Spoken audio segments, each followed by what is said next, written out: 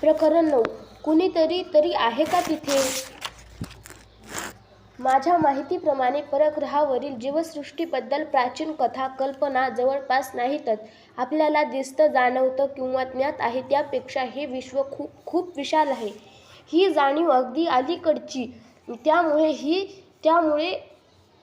की काय परग्रहवासी आणि त्यांचं पृथ्वीवर येणं हे आजकालच्या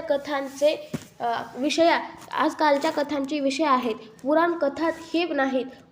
पृथ्वी आणि इतर ग्रह हे सूर्याभोवती फिरतात हे स्पष्ट झालं इसवी सन 1500च्या पुढे मागे. पण ताऱ्यांची प्रचंड संख्या, त्यांच्यातली अशक्य अंतर हे कुणाच्या कल्पनेत तर नाही, पण स्वप्नातही आलं नव्हतं. मग दुरूस्थ आकाशगंगांची तर बातच सोडा. इतकंच काय, पण एखादा जेव्हा वर म्हणून बोट करतो समजा पुण्यात, तेव्हाही पृथ्वीच्या विरुद्ध बाजूला वसलेल्या माणसाच्या दृष्टीने समजा ब्राझीलमध्ये 30 दिशा खाली असते. हेही अगदी अलीकडचं आकलन. आधी अशी समजूत होती की वर म्हणजे सगळीकडे एकच दिशा असते. वर आभाळा पल्याड स्वर्ग असतो. वर स्वर्गात देव राहतात.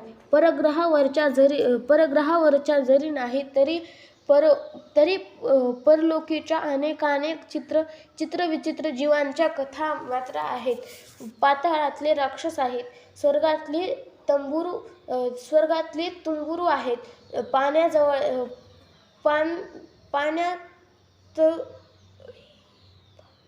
पाण्यातळीच्या अप्सरा आहेत. शिवाय भूतकेता आहेत, आत्म्या आहेत, मोठी यादी आहे.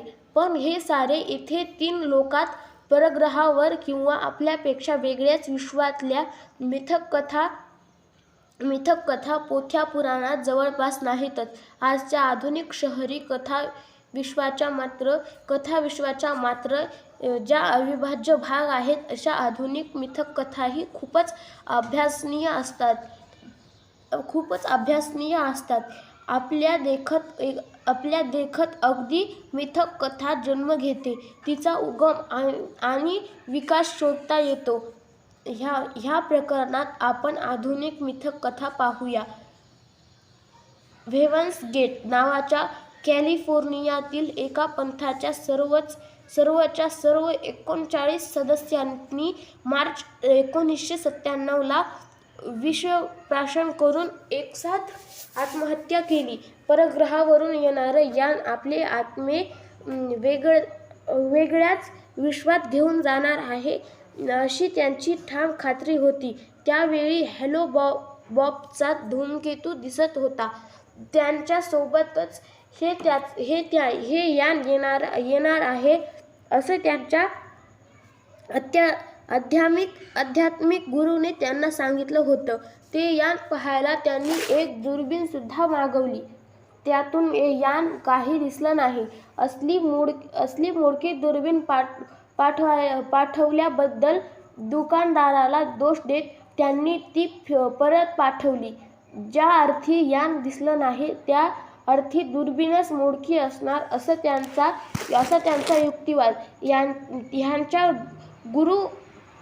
ह्यांचा गुरु मार्शल ॲपलव्हाईट ह्याचा तरी ह्या चक्रम कल्पनांवर विश्वास होता का? यालाही खरंच असं वाटत होतं? हो, अगदी प्रामाणिकपणे वाटत होतं. कारण त्यानेही इतरांबरोबर विष घेतलं, आत्महत्या केली. खरं तर हे असले बुवा बहुतेकदा बायांच्या मागे असतात. पण इथे ह्या ॲपलव्हाईट साहेबाने आणि इतर काहींनी स्वतःची वृषण ऑपरेशन करून काढून घेतली होती. तेव्हा बाईच्या नादानं हे झालं नाही खास. अशा मंडळीच्या विज्ञान कथांवर जाम जीव असतो. हेव्हन्स गेटचे सदस्य स्टार ट्रेकचे चाहते होते.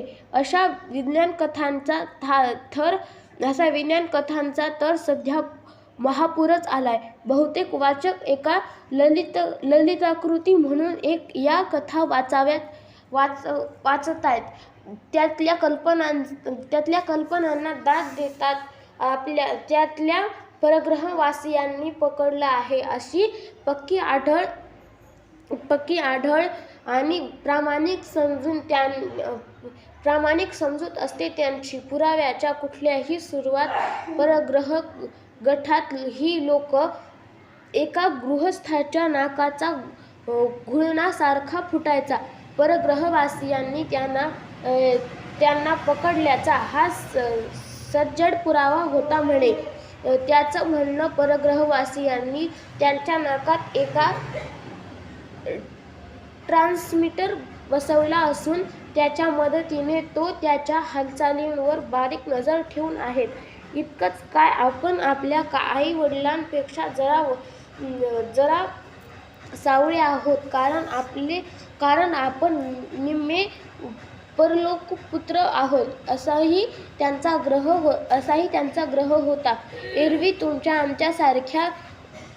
आमच्यासारख्या साध्याशा असणाऱ्या अनेक अमेरिकांना असं वाटतं की त्यांना उडत्या तबकड्यात नेऊन त्यांच्यावर काही प्रयोग करण्यात आले आहेत. राखाडी रंगाच्या मोठ्या डोक्याच्या अख्ख्या डोक्याभोवती डोळे असलेल्या आक्रमकांनी त्यांचे मेंदू ताब्यात घेतले आहेत. ह्या सगळ्या अपहरण कथांचं मिळून आता एक आधुनिक पुराणच तयार झालंय म्हणा ना. ऑलिम्पिक्स